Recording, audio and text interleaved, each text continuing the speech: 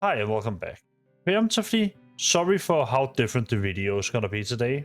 We're gonna be talking about the act of reviewing something and the objectivity within that. Something which I do not believe in existing. I don't think you can review something objectively, but we'll get into it today and I'll let the video speak for itself.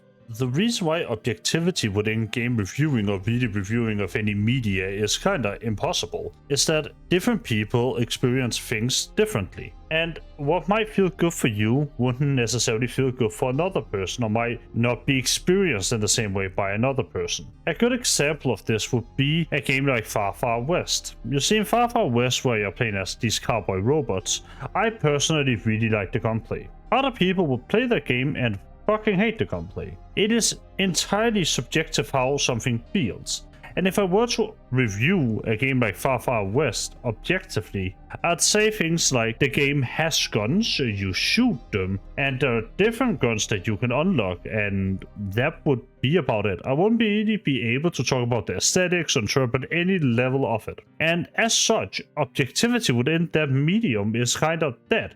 You can't really look at a game objectively, because judging it by objective markers would remove the entire thing that makes games fun, that being how they appeal and relate to you, the individual. A good example of a game that has a profoundly different impact on me than it had on some other people would be the first Borderlands game. I found it to be incredibly creepy when I was playing it the first time. You see, I was a kid, I didn't speak the language, meaning that I didn't speak English, I exclusively spoke Danish. I had no idea what was going on. All I had was these trippy visuals, men yelling at me and then meat bits exploding everywhere when I shot somebody. I would eventually realize that the word damage meant that things would die faster, so I started to go after the highest damage number, ignoring everything else on the gun. And that would sort of be my way of approaching the game. But through its environment and through these areas, it would creep me the fuck out. And the place where that hit the most was Sledge's safe house. You see, going in there originally, the first time I ever played Borderlands, I was so scared that I actually quit out for the night. It was 10 in the evening and I remember it distinctively. I got so scared going in there, I just quit and waited until the morning before I had the balls to continue through. And even then, I was shaking by the time I got to the boss of the area. And that is an experience that I'm fairly sure a lot of people probably didn't have, especially if you were on the older side. Because for a lot of people, it probably was just another shooting gallery, it was another area to go through. Even if it might have been on the little bit more atmospheric, creepy side, it wouldn't have been something that distinctively sort of set you back a little bit, so to speak. But for me, it absolutely was. And it's something that is still in me to this day. It's also why, being a big romantic man now, I sort of take satisfaction in running through that area whenever I replay Borderlands 1. It is the memory of little me being so scared that I didn't want to continue playing the game, that I quit out for the evening, went to bed early so I could wake up early so I could beat the area. And those sort of memories will stay with you when you're playing games. And it's one of those things that I think isn't necessarily wrong in mentioning it within a game review. Of course, an area like that will mean a little bit more to somebody who've had that experience than somebody who just used it as another roadblock to pass through while you were playing.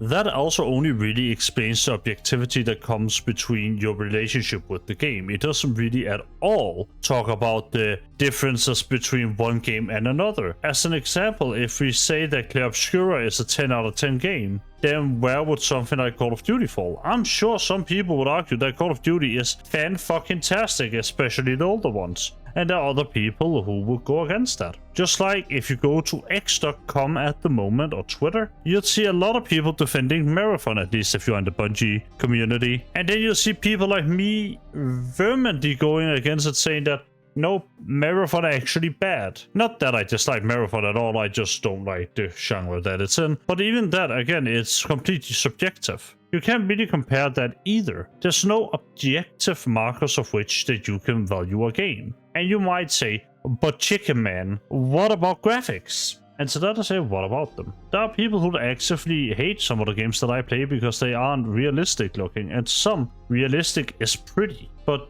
personally, I'd much rather have a cool art style that aims toward creating a cool world and have a cool aesthetic, rather than something that just looks realistic and bland. But that is again a thing of opinion. you are not wrong for wanting the pretty graphics, just like I'm not wrong for saying that I prefer something that creates a certain feeling. A good example of something like that for me is Verho Curse of Faces. I love that game. I think it's aesthetic. While yes, it is kind of chunky, it's fucking cool. It serves the game perfectly. And different people would look at that differently. And there's nothing wrong with that. There's nothing wrong with judging a game on its graphics. In my opinion, it's not how I do it, but there are people who would absolutely do that, who wouldn't enjoy a game otherwise.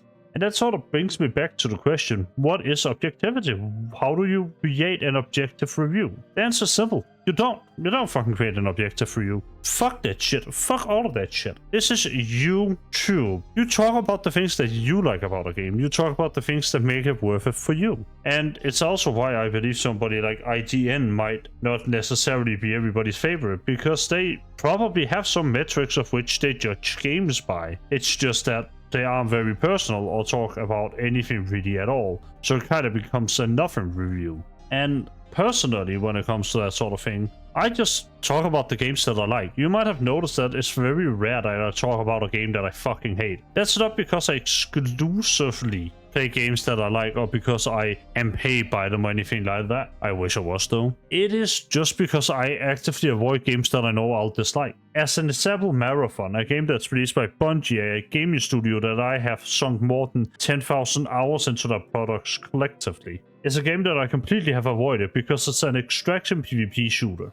And I'm not very hype about PvP shooters. I'm not very into extraction games. So like, why would I play it? It literally appeals to nothing that I like. Same thing about Dustbloods from FromSoft. Dustbloods are incredibly interesting in the art style, and I'll probably play it just because it's from FromSoft if it was on PC. But since it's not going to be released on PC, at least as of now, I'm not that interested in it. It's an extraction Souls-like. I am not interested in extraction games. I'm not interested in this PvP sort of stuff. It's not something that appeals to me personally, and when it does appeal to me, it is more team deathmatch in the much more casual side of PvP. For me, being immersed into a world that just feels almost real, that makes me go into a state where I just don't think about the time that is flying by, is much more important than that. And it's different for different people. And by the way, you're not hearing me say that I will never play a PvP game again and I hate PvP games. I don't objectively hate all PvP games. I'm just not much of a competitive player, so to speak. So where does that leave us? Well, for one, when it comes to picking a reviewer that you listen to or somebody to recommend you games, just remember that your own personal experiences matter a lot more than whatever kind of video says. And of course, if he recommends a game that you like and you can see that you sort of share similar taste, it's probably a good idea to sort of listen to him. Maybe he is actually saying something that's interesting. Or maybe you find somebody like me who has interest in South and East, who likes just about everything that can be thrown on the board if they present themselves right. For me, it's all about the aesthetics of a game. It's all about one thing that game does incredibly well in comparison to other games. I don't need a lot to go on to enjoy a game. Like I said, my favorite genre of games at the moment is these slow-paced dungeon crawlers, because I just think they build up such a good atmosphere. And for me, that is super important. But of course, like with everything else, taste revolves over time. And maybe you will fall out of favor with your favorite reviewer. Maybe you will end up not liking the things that he reviews as much. It's happened to me, it's gonna happen to all of us. And that's okay. At the end of the day, I think the most important thing is just remember when you're watching a review, even if they claim to be objective, they are never gonna be objectives. Because there isn't such a thing as an objective review. Your personal opinion and experiences will always factor in, including your personal ideology. As much as some people like to claim that they're apolitical, I don't much buy that. Especially if you listen to people who use the word woke a lot, it tends to just mean anything that they disagree with politically, whether that be having black people in games or having women in positions of power. It's been used a lot these days, and it's something that I have considered talking about, and I really do want to talk about, but at the same time, I want to treat it with a little bit more respect than just a discussion like this. That being said, guys, thanks for watching. I hope you enjoyed the video. If you did, and you might think that I am the reviewer that you are looking for, feel free to check out the channel and then make a decision from there. Regardless, you know what to do. I have a much larger video coming up in the next few weeks. It's gonna be about Metro, with the exception of Awakening, I think. I'm not sure if I'm gonna play the VR exclusive. Kind of depends on whether or not my headset works. I'm gonna have a much bigger video discussing that entire franchise, and I'm really looking forward to putting it together and showing it to you guys. I think it's gonna be great. Anyway, that's it for me today. I hope you all have a wonderful evening. I'll see you all later. Bye.